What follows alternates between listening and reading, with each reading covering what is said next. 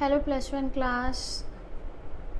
From previous discussion यानी previous lecture we are discussing about the learning and culture of Islamic land, जिसमें हमने Sufism और secular learning के बारे में पढ़ लिया था। सूफीज़म क्या है? एक डिफरेंट काइंड के पीपल की एसोसिएशन है जिसमें वो कुरान को फॉलो करते हैं लेकिन प्रैक्टिकल नॉलेज के बेस पे, यानी जितनी भी उन्होंने कुरान के बारे में जाना उसे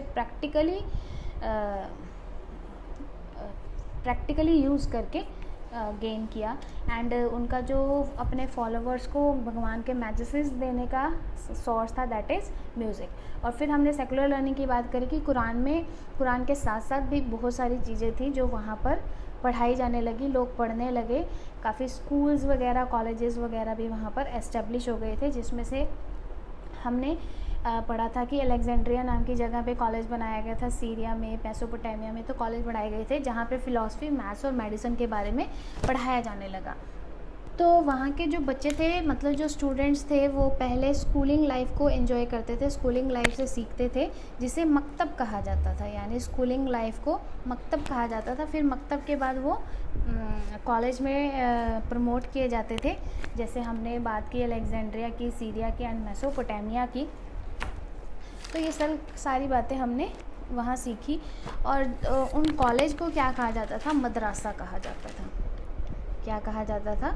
मदरसा कहा जाता था। यानी मकतब और मदरसा क्या थे? लर्निंग इंस्टीट्यूशन थे। मकतब यानी schooling and Madrasa means college. College हम यहाँ कह सकते हैं स्कूलिंग के बाद का जो हमारा एजुकेशनल इंस्टीट्यूट होगा दैट इज़ मदरसा अकॉर्डिंग टू इस्लामिक लैंड। तो हमने ये सारी बातें पढ़ी कि वहाँ पर डिफरेंट टाइप की लर्निंग होनी स्टार्ट हो गई थी। तो उसी टॉपिक को हम कंटिन्यू करेंगे जो कंप्लीट नहीं हुआ था। हमने रुबई तक पढ़ लिया था कि रुबई एक 4 लाइन स्टैंजा होता है जिसमें फर्स्ट 2 लाइन इंट्रोडक्शन हिंट दे देती है, फिर 3rd लाइन आपको टाइटल बता देती है एंड 4th लाइन में आपको पूरा टॉपिक ही क्लियर हो जाता है कि इस टॉपिक में क्या था। अब हम बात करेंगे जब एक टाइम पीरियड आया था महमूद ऑफ गजनी। महमूद ऑफ गजनी की हमने बात की थी गजनवी डायनेस्टी में। तो महमूद ऑफ गजनी का जब टाइम पीरियड था ना, तो उस टाइम पीरियड में भी क्या हुआ करते थे, उन्होंने अपनी कोर्ट यार्ड में यानी कोर्ट में पोइट्स का वेलकम किया था। क्या किया था? Welcomed poets. तो उन्होंने पोइट्स को वेलकम किया था अपने कोर्ट में टू क्रिएट एंथोलॉजीज़। अब ये एंथोलॉजीज़ क्या होती है इसके बारे में हम बात करेंगे। एंथोलॉजीज़ होती है दीवान, ठीक है। तो वो दीवान के बारे में क्या करते थे, यानी दीवान को कंपोज किया करते थे, यानी पोइट्स जो थे उस कोर्ट में कविताएं वगैरह लिखा करते थे और एपिक पोइट्री भी वो साथ साथ किया करते थे, जिसे क्या कहा जाता है? मथनवी कहा जाता है। क्या कहा जाता है? मथनवी कहा जाता है। तो गजनवी, महमूद ऑफ गजनवी के टाइम से ही वहाँ पर क्या होने लग गई थी? सेकुलर लर्निंग स्टार्ट हो गई थी, यानी लोगों ने कुरान के साथ साथ और भी बहुत कुछ सीखना शुरू कर दिया था। फिर एक और कंपोज़र हुए थे जिनका नाम था फिरदौस। क्या नाम था? फिरदौस। ये आए थे 1202 CE के टाइम पीरियड में और इन्होंने शहरामा लिखी थी।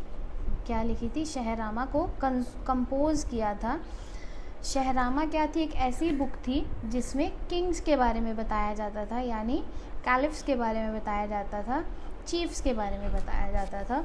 तो फिरदौस ने भी क्या लिखी? एक कंपोज़र थे जिन्होंने शहरामा को कंपोज किया था और वो एक ऐसी बुक थी जो राजा, कैलिफ या चीफ के बारे में बताती थी।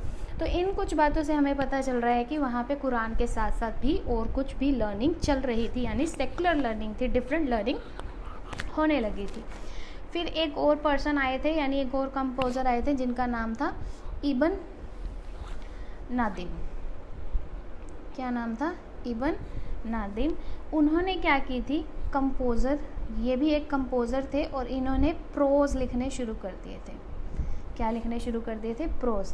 अगर आपको याद हो तो आपकी जो इंग्लिश लिटरेचर की बुक होती है उसमें एक प्रोज़ होती है, यानी एक बुक ऐसी होती है जिसमें प्रोज़ होती है। प्रोज़ का मतलब डिटेल स्टोरी, डिटेल स्टोरी, तो उन्होंने प्रोज लिखने शुरू कर दिए थे। लॉन्ग स्टोरी भी कह सकते हैं, प्रोज फॉर एजुकेशन, एजुकेशन के बारे में उन्होंने लिखना शुरू कर दिया था। तो बहुत सारे ऐसे कंपोज़र थे जो कुरान के अलावा भी वहाँ पर क्या कर रहे थे और टॉपिक्स पे बुक्स वगैरह लिख रहे थे। यानी इस्लामिक लैंड्स में लोग जो थे वो कुरान के अलावा भी क्या हो रहे थे, सीख रहे थे, तभी तो ये सारी बुक्स लिखी गई थी उस टाइम पीरियड में। और इन्होंने और क्या किया था, एनिमल फेबल्स भी लिखे थे, एनिमल फेबल्स भी लिखे थे, यानी जानवरों की कहानियाँ भी लिखी थी। और वो जो कहानी थी दैट इज़, यानी जो बुक थी उसका नाम था कालीवाला दिम्मा। तो ये MCQ पॉइंट ऑफ से काफ़ी इंपॉर्टेंट चीज़ें हैं, और ये सारे लर्निंग पॉइंट ऑफ व्यू से लर्निंग के पॉइंट ऑफ व्यू से क्या है, टॉपिक हैं। इसको अंडरस्टूड करना इतना मुश्किल नहीं है, लेकिन लर्न करना काफ़ी मैंडेटरी है। जैसे इंडियन पंचतंत्र होता है ना, जैसे एज इंडियन पंचतंत्र, आपको याद ही होगा। इंडियन पंचतंत्र भी क्या है, जानवरों की कहानी एक ऐसी बुक है जिसमें जानवरों के बारे में लिखा गया था। तो इब्न नदीम एक ऐसे कंपोज़र आए थे जिन्होंने एजुकेशन प्रोज लिखे थे, एनिमल फेबल्स लिखे थे, यानी जानवरों की कहानियाँ लिखी, जैसे कालीवाला दिम्मा जो इंडियन पंचतंत्र जैसी थी। तो हम ये भी कह सकते हैं कि इंडियन पंचतंत्र का ये जो था अरेबिक वर्जन था। क्या था, अरेबिक वर्जन था। और साथ ही साथ उस टाइम पीरियड में स्टोरीज़ ऑफ हीरोइक एडवेंचर्स में, हीरोइक का मतलब बहादुरी, बहादुरी के किस्से भी वहाँ पर लिखे जाने लगे। यानी एब्सोल्यूट हो गया कि वहाँ पर सेक्युलर लर्निंग हो रही थी, डिफरेंट काइंड्स ऑफ लर्निंग हो रही थी, जिसमें हमने बात की थी कि फ़िलासफ़ीज़ तो लिखी जा रही थी, साथ साथ मैथ्स एंड मेडिसिन के बारे में भी लिखा जाने लगा। और ये जो हीरोइक एडवेंचर्स थे, जैसे अलेक्जेंड्रा के बारे में, सिकंदर के बारे में लिखा गया, सिंदबाद के बारे में लिखा गया, तो ये सारी चीज़ें लिखी गई थी। ठीक है जी। और इसके साथ साथ क्या होने लगे, हिस्ट्री राइटिंग भी लिखी गई, यानी हिस्ट्री मोमेंट्स को भी नोट डाउन किया गया, यानी इसमें राजा महाराजा के बारे में भी बताया गया।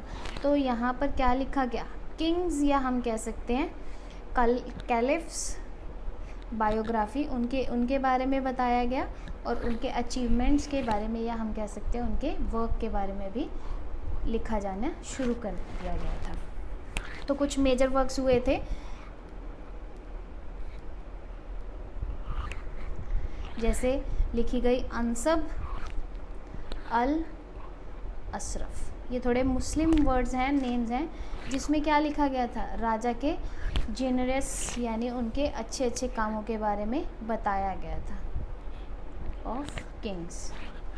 ठीक है। साथ ही साथ एक और भी मेजर वर्क था, दैट इज़ तारिक अल रुसुल वल मुल्क। ये भी क्या थी, एक बुक थी जो क्या बताती थी, किंग्स के बारे में, यानी हिस्ट्री ऑफ किंग्स बताती थी। क्या बताती थी, हिस्ट्री ऑफ किंग्स बताती थी। तो इन चीज़ों से हमें पता चला कि वहाँ पर सेकुलर लर्निंग हो रही थी। आई होप आपको सेकुलर का मतलब समझ आ गया होगा कि सेकुलर क्या होता है। अब ये तो था कि सेकुलर लर्निंग, हमने जो टॉपिक डिस्कस किया आज, कल और परसों में, वो था कुरान के बारे में। फिर हमने वहाँ पे 4 स्कूल्स ऑफ लॉज के बारे में पढ़ा।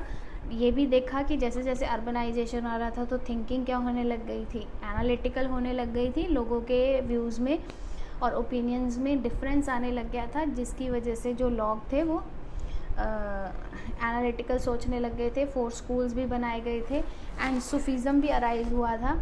और फिर हमने लर्निंग कल्चर के बारे में पढ़ा, यानी सेकुलर लर्निंग के बारे में पढ़ा। ये भी पढ़ा कि कुरान के अलावा बहुत सारी चीज़ें इस्लामिक लैंड में सीखी जाने लगी, लोग सीख रहे थे, चाहे वो साइंस हो, चाहे वो मैथ्स हो, चाहे फ़िलासफ़ीज़ हो, चाहे वो हीरोइक वर्ड्स के बारे में हो, या राजा की बायोग्राफी के बारे में। तो बहुत सारे ऐसे काम होने लग गए थे। मेनली वहाँ पे अदब भी होने लग गया था, यानी पोइट्री के थ्रू एक्सप्रेशन भी डिफ़ाइन किए जाने लगे। तो ये कुछ लर्निंग कल्चर के बारे में हमने पढ़ लिया। अब हम जो पढ़ेंगे वो उनके आर्किटेक्चर वर्क के बारे में पढ़ेंगे। तो ये लास्ट टॉपिक है इस चैप्टर का। आज ये जो चैप्टर है वो फिनिश हो जाएगा। मेरी कोशिश तो यही थी कि ये कल ही ख़त्म हो जाता, लेकिन काफ़ी लेंदी टॉपिक हो गया था तो मुझे स्टॉप करना पड़ा, तो आज ये डेफिनेटली फिनिश है। तो अब हम इनके आर्किटेक्चर के बारे में पढ़ेंगे। तो सबसे पहले जो हम पढ़ेंगे वो है रिलीजियस बिल्डिंग्स के बारे में। इनकी जो रिलीजियस बिल्डिंग्स हुआ करती थी ना, जैसे कि मॉस्क्यूज हो गए, श्राइन्स हो गए, टॉम्स हो गए, उनका जो बेसिक आर्किटेक्चर होता था ना, क्या होता था, बेसिक आर्किटेक्चर वो सेम होता था। सेम मीन्स इन्होंने वर्ड सेम, इन्होंने जो बिल्डिंग्स बनवाई थी तो वो काफ़ी जगह जगह पर बनवाई थी। इनका जो एम्पायर था वो स्पेन टू सेंट्रल एशिया तक एक्सपेंडेड था। तो स्पेन टू सेंट्रल एशिया में जितनी भी रिलीजियस बिल्डिंग्स बनाई गई थी उनका जो बेसिक आर्किटेक्चर्स था, आर्किटेक्चर स्ट्रक्चर था, वो सेम था। तो वो कैसे हुआ सेम हुआ करते थे, जैसे उनकी आर्चिज़ यानी जो एक एंट्री होती है उसके ऊपर एक आर्क बना देना। आपने इस तरह का स्ट्रक्चर पढ़ा होगा। और आपने एक इंग्लिश में स्टोरी भी पढ़ी होगी, पता नहीं 9th क्लास का चैप्टर है या कौन सी क्लास का, जिसमें वो जो किंग था वो एंट्रेंस बनवाता है और वो कहता है कि आर्क बना देना, लेकिन वो आर्क थोड़ी नीची बन गई थी जिससे उसका क्राउन जो था टकरा के गिर जाता था। ऐसी कोई स्टोरी थी। तो वो आर्क शेप की क्या बनाते थे, ऐसी एंट्रेंस बनाते थे। फिर उनकी जो बिल्डिंग होती थी वो डॉम्स भी बनाए जाते थे। डॉम्स मीन गुम्बद, सेमी सर्कल जो वो होता था, बनाया जाता था on the top of the building. इसके ऊपर चाहे वो कॉर्न का कुछ बना दें या कुछ। तो मेनली जो आपने टेम्पल्स आज के टाइम में भी देखे होंगे या कोई भी स्ट्रक्चर देखा होगा तो उस पर डॉम्स बनाए जाते हैं, चाहे टेम्पल्स हों, चाहे गुरुद्वारा साहिब हो या जो मॉस्क्यूज़ हों, तो उनमें डॉम्स को यूज़ किया जाता था। और फिर मीनारट्स भी बनाई गई। मीनारट्स मतलब पिलर्स। आपने अगर आगरा का ताजमहल या फ़ोटोज़ में या रियल में देखा हो तो देखा होगा जो ताजमहल है उसके एंट्रेंस पे 4 पिलर्स भी बनाए गए हैं। वो इस तरह के ही होते हैं, जैसे कोई भी पिलर्स हो सकते हैं, आगे ऊपर कौन बनाया जाता है, तो इस तरह के वो मीनारट्स भी बनाए गए उन बिल्डिंग्स में। और उनकी मेन जो एक और फीचर था दैट इज़ ओपन कोर्टयार्ड। उनका जो आंगन हुआ करता था काफ़ी बड़ा और खुला आंगन हुआ करता था। तो कुछ ऐसे बेसिक आर्किटेक्चर्स स्ट्रक्चर जो थे वो स्पेन टू सेंट्रल एशिया की रिलीजियस बिल्डिंग्स में कॉमन पाए गए, यानी वहाँ पर हर तरह की जो रिलीजियस बिल्डिंग्स बनाई गई थी उनमें ये सारे स्ट्रक्चर्स पाए गए, कॉमन थे ये सारे। तो उनसे हमें उनके आर्किटेक्चर का पता चलता है। अब हम बात करेंगे मॉस्क्यू की, मस्जिद की। मस्जिद जो थी वो ओपन कोर्टयार्ड में हुआ करती थी। हमने उनका बाहरी और एंट्रेंस का स्ट्रक्चर पढ़ लिया। कोर्टयार्ड में या तो वो फाउंटेन लगाया करते थे या छोटा सा पोंड बनाया करते थे। फिर उसके आगे क्या होती थी, वॉल्टेड होती थी। क्या होती थी, वॉल्टेड हॉल हुआ करते थे। वॉल्टेड हॉल का मतलब ऐसे हॉल जिनकी आर्क शेप्ड एंट्रेंस होती थी। जैसे हमने यहाँ बात की कि जो उनकी एंट्रेंस हुआ करती थी वो आर्क शेप एंट्रेंस हुआ करती थी, ठीक है। और फिर इस हॉल में 2 बेसिक चीज़ें हुआ करती थी। क्या हुआ करती थी, 2 बेसिक चीज़ें। फर्स्ट इज़ निच इन वॉल, जिसे मिहरब कहा जाता था, यानी जो उनका मेन दरबार हुआ करता था वहाँ रखा जाता था। And second is pulpit. Pulpit क्या होता था, पल्पिट एक ऐसी जगह होती थी जहाँ पर प्रीचर यानी उपदेश देने वाले क्या देते थे, अपने मैसेज देते थे। Place where preacher gives sermon, जहाँ वो उपदेश दिया करते थे वो जगह होती थी पल्पिट, प्लेस वेयर। तो हॉल में ये 2 चीज़ें वहाँ हुआ करती थी। तो कुछ हमने आर्किटेक्चर स्ट्रक्चर के बारे में पढ़ा। इजी है, इंटरेस्टिंग भी है। आई होप आप लोग को समझ आ रहा होगा। फिर हम बात करेंगे उमैयद डायनेस्टी के टाइम पीरियड में वहाँ जो आर्किटेक्चर हुआ करता था वो कैसा था। तो उमैयद डायनेस्टी का जो टाइम पीरियड था, उन्होंने डेजर्ट प्लेसेस बनवाए थे ओसिस में, पैलेसेस इन ओसिस, जिसका मेन फीचर ये था कि रोमन एंड ससैनियन आर्किटेक्चर को ब्लेंड किया गया था। क्या किया गया था? ब्लेंड किया गया था, यानी मिक्स किया गया था। ठीक है, तो जब दो डायनेस्टीज़ के आर्किटेक्चर को मिक्स करके बनाया जाता है तो उमैयद ने उसे फॉलो किया था, जिसे डेजर्ट पैलेसेस नाम दिया गया था। और साथ साथ कैलीग्राफी उस टाइम पे राइटिंग वर्क्स भी हुए थे। क्या हुए थे? उस टाइम पे राइटिंग वर्क्स भी हुए थे, और वो राइटिंग वर्क्स कैसे हुए थे उसके बारे में हम बात करेंगे। कहते हैं कि जो कुरान है या इस्लामिक रिलीजन है, वो टोटली क्या करता है? डिनाई करता है। किसको? Deny of representing living beings, यानी लिविंग बींग्स को रिप्रेजेंट नहीं करते। ठीक, लेकिन उसके बावजूद भी जो कुरान था ना, जो कुरान है उसमें आपको राइटिंग वर्क दिखता है, दैट इज़ कैलीग्राफी। बहुत ही अच्छी कैलीग्राफी आपको कुरान में दिखी जाती है। कैलीग्राफी मीन्स स्टाइलिश राइटिंग, या हम कह सकते हैं the way of writing. And साथ ही साथ अर्जब्स्क्यो के बारे में भी कुरान में मेंशन है, दैट इज़ अर्जब्स्क्यो मतलब ज्योमेट्रिक एंड वेजिटल डिज़ाइंस भी उसमें किए गए हैं। मीन्स हम कहें तो पिक्चर्स वगैरह भी दी गई हैं। और वो पिक्चर्स वगैरह कैसे दी गई हैं? सपोज़ आप ये टेक्स्ट लिख रहे हैं, जैसे मैंने यहाँ कुरान लिखा, तो उसकी बाउंड्री पे जब आप असाइनमेंट्स वगैरह बनाते हो तो उसकी बाउंड्री पे आप फ्लावर्स की क्या कर देते हो? बाउंड्री बना देते हो। तो उस फीचर को क्या कहा जाता है? अर्बस्क्यू कहा जाता है, यानी ज्योमेट्रिक, यानी पिक्चर्स वगैरह को, ग्राफिक वगैरह को यूज़ करके डिज़ाइनिंग करना। तो इस तरह से उस टाइम में राइटिंग्स की गई थी, कुरान में किया जाता है। एंड इल्यूमिनेशन टेक्निक को भी यूज़ किया गया था। क्या किया गया था? इल्यूमिनेशन टेक्निक्स को भी यूज़ किया गया था। अब ये इल्यूमिनेशन टेक्निक्स क्या होती है? जिसमें आप ब्यूटिफिकेशन करते हो, यानी अपनी राइटिंग्स को ब्यूटीफाई करते हो, बॉर्डर्स बना के और पिक्चर्स वगैरह बना के, थोड़ा ग्राफिक वर्क करके। तो मेनली जो ये ग्राफिक वर्क या पिक्चर्स वगैरह बनाई जाती थी वो प्लांट्स एंड फ्लोरल डिज़ाइन, यानी फ्लावर्स के डिज़ाइंस से बॉर्डर वगैरह या जो भी ब्यूटिफिकेशन किया जाता था। साथ साथ जो मिनिएचर पेंटिंग्स होते थे, मिनिएचर पेंटिंग्स आपको पता ही होगा, जिसमें बड़ी सारी चीज़ को छोटा करके दिखाया जाता है। मिनिएचर पेंटिंग्स में बॉर्डर डिज़ाइन, उसमें भी क्या होते थे? बॉर्डर डिज़ाइंस को, यानी हम यही कहेंगे अल्टीमेटली कि उस टाइम पीरियड में राइटिंग स्किल्स में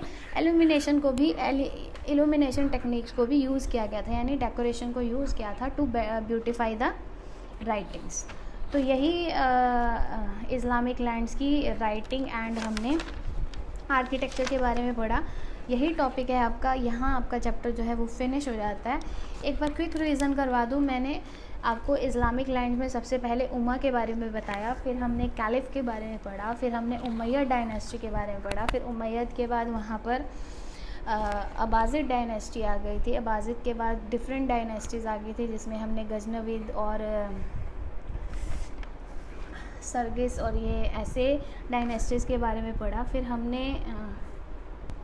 हमने सल्जुक एम्पायर के बारे में पढ़ा, फिर हमने क्रूसेड्स पढ़ा, वॉर के बारे में पढ़ा जो मुस्लिम्स एंड क्रिश्चियंस के बीच में हुआ था। फिर हमने इकोनॉमिक कल्चर के बारे में पढ़ा कि वहाँ की जो इकॉनमी थी वो कैसी थी, जिसमें हमने एग्रीकल्चर के बारे में पढ़ा, वहाँ का ट्रेड पढ़ा, अर्बनाइजेशन के बारे में पढ़ा, फिर हमने कुछ लर्निंग एंड कल्चर के बारे में पढ़ा। तो बहुत ही इंटरेस्टिंग और ईजी चैप्टर था ये। आई होप आपको समझ आ गया होगा।